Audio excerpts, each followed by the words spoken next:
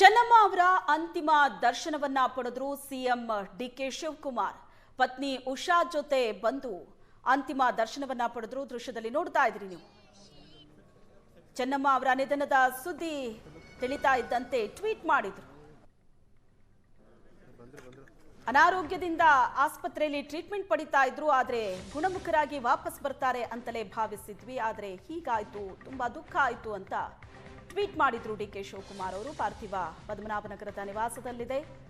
ಪತ್ನಿ ಜೊತೆ ಡಿಕೆ ಶಿವಕುಮಾರ್ ಅವರು ದೇವೇಗೌಡರ ನಿವಾಸಕ್ಕೆ ಬಂದಿದ್ದಾರೆ. ದೇವೇಗೌಡರ ಜೊತೆ ಡಿಕೆ ಶಿವಕುಮಾರ್ ಅವರು ಮಾತಾಡ್ತಾ ಇರೋದು. ಡಿಕೆ ಶಿವಕುಮಾರ್ ಅವರ ಜೊತೆ ಅವರ ಪತ್ನಿ ಉಷಾ ಕೂಡ ಇದ್ದಾರೆ. ಮುಖ್ಯಮಂತ್ರಿಯಾಗಿ ಪ್ರಮಾಣ ವಚನ ಸ್ವೀಕರಿಸಿದ ನಂತರ ಬಂದು ದೇವೇಗೌಡರನ್ನ ಭೇಟಿಯಾಗಿ ಹೋಗಿದ್ರು ಡಿಕೆ ಶಿವಕುಮಾರ್ ಅವರು. ಈಗ ದೇವೇಗೌಡರಿಗೆ ಸಾಂತ್ವನ ಹೇಳ್ತಾ ಇದ್ದಾರೆ. ಆಗ ಬಂದಿದ್ದು ದೇವೇಗೌಡರಿಂದ ಆಶೀರ್ವಾದವನ್ನ ಪಡೆಯೋದಕ್ಕೆ. ಈಗ ದೇವೇಗೌಡರಿಗೆ ಸಾಂತ್ವನ ಹೇಳ್ತಾ ಇದ್ದಾರೆ, ಸಮಾಧಾನ ಹೇಳ್ತಿದ್ದಾರೆ. ಮಾಜಿ ಮುಖ್ಯಮಂತ್ರಿ ಸಿದ್ದರಾಮಯ್ಯನವರು ಕೂಡ ಬಂದು ಹೋದ್ರು. ದೇವೇಗೌಡರ ಪಕ್ಕದಲ್ಲೇ ಕೂತ್ಕೊಂಡು ಒಂದಷ್ಟು ಹೊತ್ತು ಅವರಿಗೆ ಸಮಾಧಾನ ಹೇಳಿದ್ರು. ಕುಮಾರಸ್ವಾಮಿ ಅವರ ಕೈ ಹಿಡಿದು ಸಾಂತ್ವನ ಕೇಳಿದ್ರು. ಈಗ ರಾಜ್ಯದ ಮುಖ್ಯಮಂತ್ರಿ ಡಿಕೆ ಶಿವಕುಮಾರ್ ಅವರಿದ್ದಾರೆ. ಚೆನ್ನಮ್ಮ ಅವರ ಅಂತಿಮ ದರ್ಶನವನ್ನ ಪಡೆದ್ರು. ಕುಟುಂಬದವರಿಗೆ ಸಾಂತ್ವನ ಹೇಳಿದ್ರು.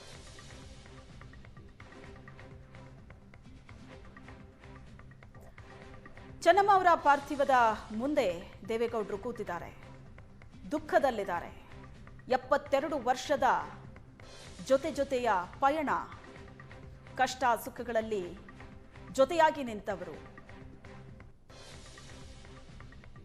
ಎಂಥದ್ದೇ ರಾಜಕಾರಣ ಇರಲಿ, ದೇಶ ರಾಜ್ಯದ ರಾಜಕಾರಣ ಅಂತ ಕಾಲಿಗೆ ಚಕ್ರ ಕಟ್ಕೊಂಡು ಓಡಾಡಿದ್ದಾರೆ ದೇವೇಗೌಡರು.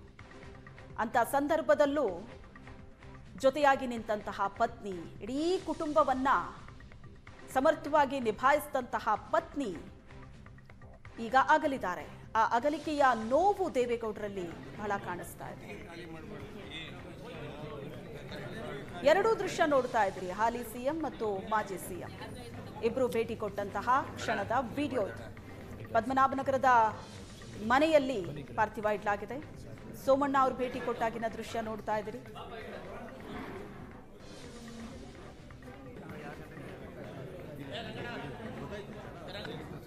ರಾಜಕೀಯವಾಗಿ ಚೆನ್ನಮ್ಮ ಅವರು ಎಲ್ಲೂ ಕೂಡ ಗುರುತಿಸಿಕೊಂಡವರಲ್ಲ, ಆದ್ರೆ ಕುಟುಂಬದ ಜೊತೆ ಒಡನಾಟ ಇರೋರು ಎಲ್ರಿಗೂ ಕೂಡ ಚೆನ್ನಮ್ಮ ಅವರು ಚಿರಪರಿಚಿತರು. ಅವರ ಸರಳತೆ ಎಲ್ರಿಗೂ ಅಚ್ಚುಮೆಚ್ಚು.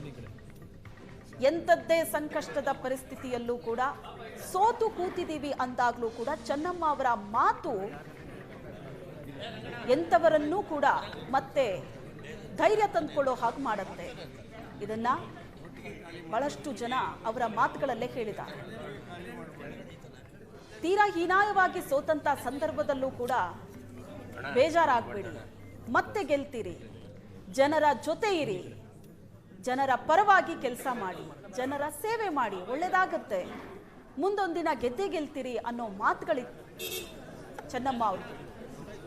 ಎಂಥವರನ್ನು ಕೂಡ ಸೋಲಿನಿಂದ ಮೇಲೆದ್ದು ಬರೋ ಹಾಗೆ ಮಾಡುತ್ತೆ ಅಂತ ಮಾತಾಡ್ತಾ ಇದ್ರು. ಈಗ ಡಿಕೆ ಶಿವಕುಮಾರ್ ಅವರು ಮಾತಾಡ್ತಾರೆ.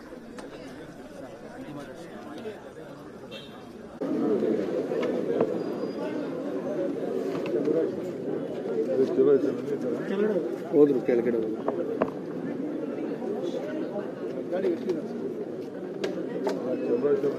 ಹೋದ್ರು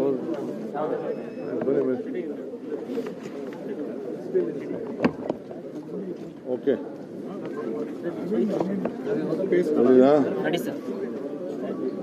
ಸೊ ಮಾತೃ ಸ್ವರೂಪಿ ಚೆನ್ನಮ್ಮನವರು ಅವರ ನಿಧನ ಕೇಳಿ ನಮಗೆಲ್ಲ ಆತಂಕ ಆಯಿತು. ಆರೋಗ್ಯ ಗಂಭೀರವಾಗಿದೆ ಅನ್ನೋದನ್ನು ನಾವೆಲ್ಲ ಮಾಹಿತಿಯನ್ನು ಕೇಳ್ತಾ ಇದ್ದೆವು. ನಮ್ಮ ಪೊಲೀಸವರು ಕೂಡ ಚೆನ್ನಾಗಿದ್ದಾರೆ ಅಂತೇಳಿ ವರದಿಯನ್ನು ಕೊಡ್ತಾ ಇದ್ರು. ಅಪಾರ ದೈವಭಕ್ತೆ, ರಾಜ್ಯ ದೇಶದ ಒಂದು ದೊಡ್ಡ ಕುಟುಂಬಕ್ಕೆ ಹಗಲು ರಾತ್ರಿ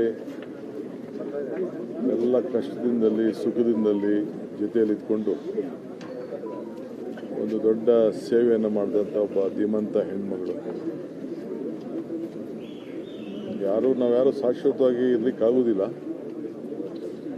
ಆದರೆ ದೇಶ ಮತ್ತು ರಾಜ್ಯದ ಅನೇಕ ರಾಜಕಾರಣಿಗಳಿಗೆ ಒಂದು ಮಾತೃ ಸ್ವರೂಪಿಯಾಗಿ ಸೇವೆಯನ್ನು ಮಾಡ್ಕೊಂಡು ಬಂದಂಥ ಒಬ್ಬ ಧೀಮಂತ ಹೆಣ್ಮಗಳು.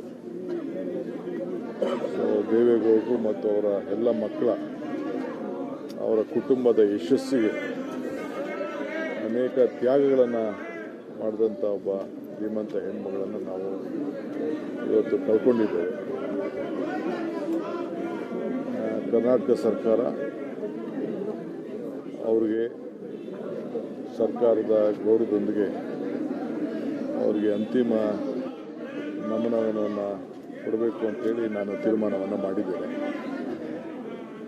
ನಾಳೆ ಕ್ಯಾಬಿನೆಟ್ ಕೂಡ ಕರೆದಿದ್ದೇನೆ. ಅಲ್ಲೂ ಕೂಡ ಅವರಿಗೆ ಸಂತಾಪ ಸೂಚಿಯನ್ನು ಕೊಡುವಂಥ ಕೆಲಸವನ್ನು ಮಾಡ್ತೇನೆ. ಮುಂದಿನ ಏನು ಸೋಮವಾರ ನಾನು ಗೌಡ್ರ ಹತ್ರ ಮಾತಾಡಿದೆ. ಅವರು ನಾಳಿದ್ದು ಅಂತ್ಯಕ್ರಿಯೆಯನ್ನು ಇಟ್ಕೊಳ್ಳೋಣ ಅಂತೇಳಿ ತಿಳಿಸಿದ್ದಾರೆ. ಹಾಸನ ಜಿಲ್ಲೆಯಲ್ಲೇ ಅಲ್ಲೂ ಕೂಡ ನಾವೆಲ್ಲ ಕೆಲವು ಭಾಗವಹಿಸ್ತೇವೆ. ಸರ್ಕಾರದ ಎಲ್ಲ ಥರದ ವ್ಯವಸ್ಥೆ ಕೂಡ ಮಾಡಲಿಕ್ಕೆ ಈಗಾಗಲೇ ನಾನು ಸೂಚನೆಯನ್ನು ಕೂಡ ಕೊಟ್ಟಿದ್ದೇನೆ.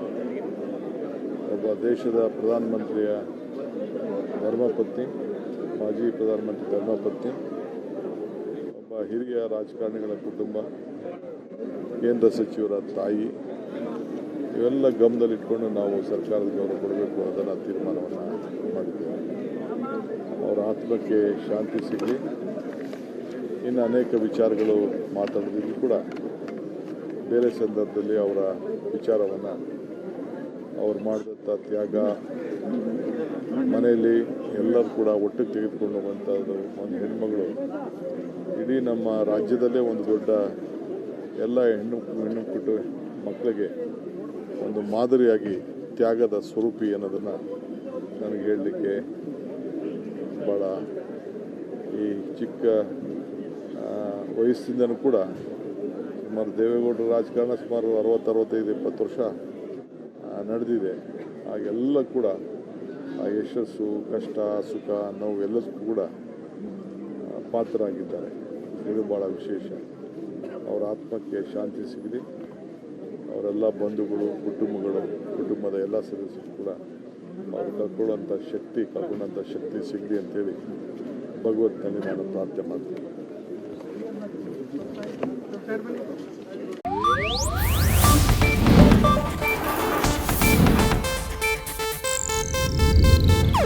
ಇದು ಏಷ್ಯಾನೆಟ್ ನ್ಯೂಸ್ ನೆಟ್ವರ್ಕ್ ಪ್ರಸ್ತುತಿ.